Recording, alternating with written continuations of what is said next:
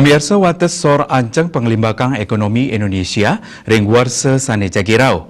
Ketincapang saking 5% dados 5, kali persen.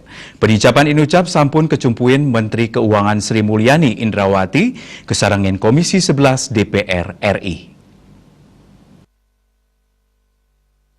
Menkyu Sri Mulyani anut saking gater kantor berita antara Mausang, pemerintah kesarengin Komisi 11 DPR RI, sampun cumpu antuk nincapang watesor panglimbakan ekonomi saking 5% dados 5, kali persen. Parindikan inucap kaputusang ngelintangin pemargin rapat kerja kesarengin Komisi 11 DPR RI sane Mausang indik asumsi dasar ekonomi makro miwah anceng panglimbakan RAPBN anggaran war sekali tali kali likur.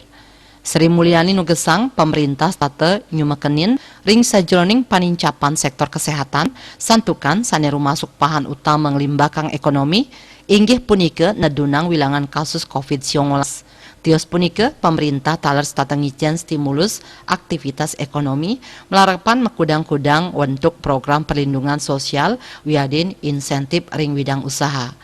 Manut dane, pamargin inucap, keaptiang sida nyokong becik tingkat konsumsi rumah tangga, sane pinake silih tunggil pidabdab panglimbakan ekonomi.